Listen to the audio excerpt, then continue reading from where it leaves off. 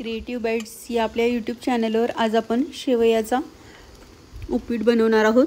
हा ब्रेकफास्टला किंवा संध्याकाळी 4 वाजता पण खाण्यासाठी उपयोगी पडतो। तसेच मुलांना स्कूलसाठी छोटा डबा देण्यासाठी सुद्धा खूप छान ऑप्शन आहे। हा खायला गरमही खायला छान लागतो आणि थंडही खायला छान लागतो। आपण आता कढईमध्ये मोहरी, हिंग, उडदाची डाळ, कढीपत्ता, हिरवी मिरची आणि कांदा हे सर्व घालून घेणार आहोत। आपण या उपीटसाठी ज्या शेवया घेतलेल्या आहेत त्या मी मायक्रोवेव्ह मध्ये 2 मिनिटांसाठी भाजून घेतलेल्या आहेत। मायक्रोवेव्ह मध्ये जर भाजायच्या नसतील तर कढईमध्ये थोडं तेलावर लाल होईपर्यंत व्यवस्थित शेवया भाजून घ्यायच्या।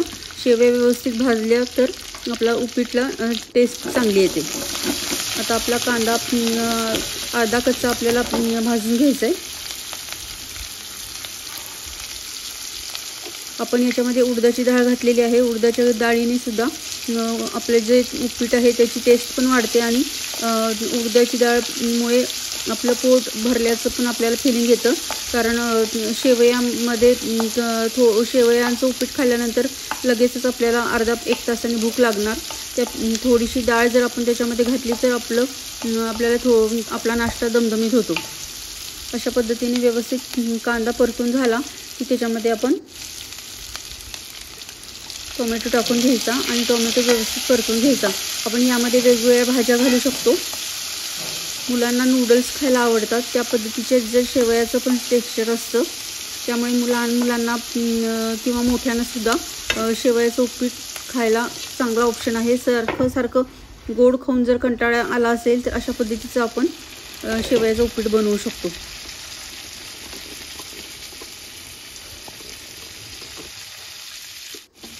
कोबीमध्ये थोडी कोथिंबीर टाकायची, त्यामुळे ती कोथिंबीरीची चव पण आपल्या ज्या शेवयाच्या उपीटमध्ये उतरते।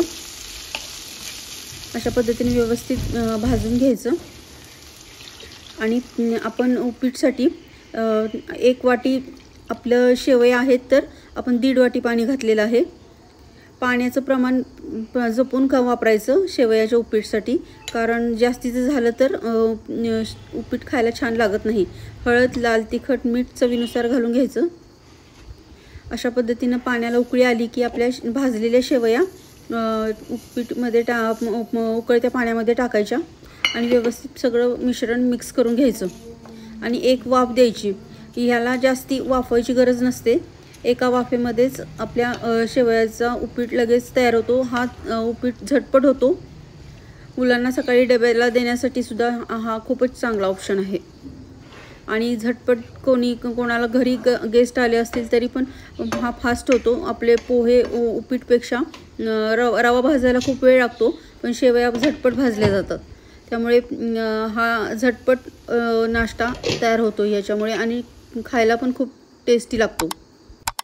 आपल्या चॅनलवर अशा पद्धतीच्या नवनवीन रेसिपीज येणार आहेत, ज्यामधून तुम्हाला रेसिपीची पूर्ण माहिती मिळणार आहे। रेसिपीज आवडत असल्यास लाईक, शेअर आणि सबस्क्राईब करा।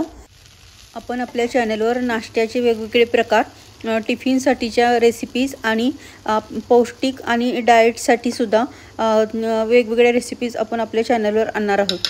थँक्यू।